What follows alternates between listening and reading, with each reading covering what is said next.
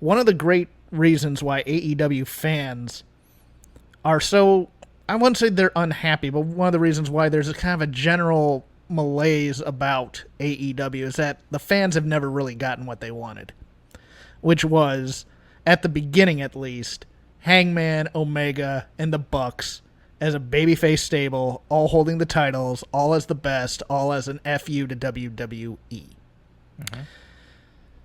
When CM Punk came to AEW, he gave the fans what they wanted out of CM Punk.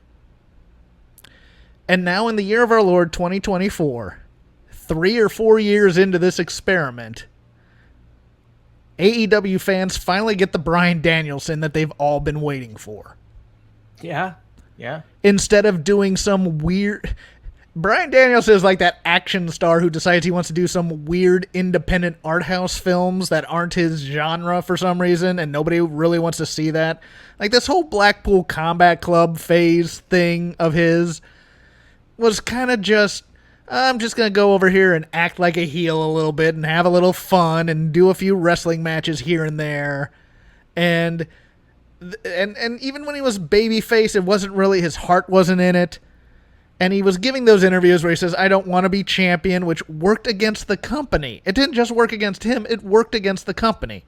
Well, here on the Go Home Show, for probably his final full-time match, we finally get the Bryan Danielson that everybody's always wanted. He was fantastic in that segment. Mm-hmm. And it's just, it's baffling to me at times that other people don't see this. And call it out. That segment was great. It's the best thing he's done since he's come to the company, I think. Yeah, I mean, I can't disagree. Non-wrestling, because, of course, his matches have been great, but his matches have also been hampered by his character work within them. He's had some really good promos. I mean, I can't immediately off the top of my head. You know what it is? He turns it on for the go home promo. Always. Yeah. I can't think of one off the top of my head that was better than this, and recency bias and all that, and it's the biggest show of the year, and arguably the second biggest segment he's ever done. No, Curryhead, I won't go. I would not agree with this at all. No, I mean, he did some. He's had some bangers in WWE. Where you have to give the devil his due, and some great promos in WWE. And I mean, he wouldn't be where he is now if it wasn't for the WWE run. So correct. The original Best in the World finally appeared. That's what Jeff was saying, summed up in one sentence. Now the problem is it too late? And how many people saw it? Because I will say, I don't know about you, but I noticed seemed not as many people tonight were talking about AEW on Twitter. Overall, even compared to the Olympics, ratings are going to be down because a lot of people in the States are watching. For some reason, they're watching the convention. They're watching the convention, plus this was taped. Yes. So some people knew the results, and I think that makes more of a difference with Dynamite than it does with WWE. And the feud has not been the most heated in the world. Not until the last couple of weeks. I thought they did a great job last week in the Go Home They segment. did a good job, but I meant in general. It's not one of those things that's been building and building and building and building. It's like the last couple of weeks they've kind of turned it on to kind of cram for the test type of a thing. Hangman and Swerve has been built better. Yes. But they wanted to do this storyline, and I mean the way Bryan capped it off here, I mean it was great, and he did a great promo. And I'm not even sure how many people saw it, but it was I believe it was on Collision. Might have even been Rampage. And it was right before the Owens started. And it was, I remember watching that promo and thinking, okay, if he doesn't win this tournament and this title, they've lost their minds.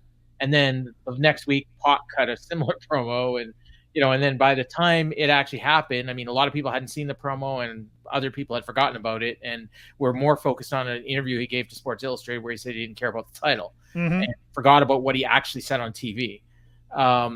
Because again, maybe forgot about it or didn't see it. And I mean, he also hasn't done, he hasn't done media for AEW all that much since his not reign. Really, just very selective ones. Yeah.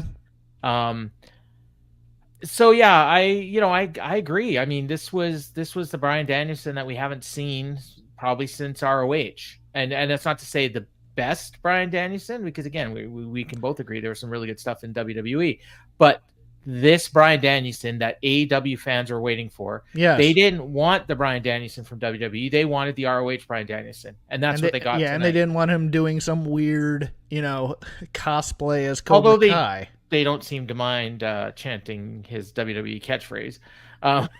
No, and that's a dirty secret too, because but again, they're also, they love the promo, and I mean, and he got to cut a promo that he never would have got to cut in WWE, unless his name was Dwayne Johnson.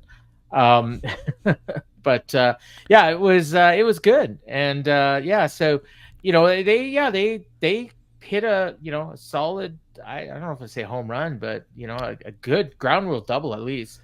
It got a cynic like me excited, Paul. I'll take what I can get.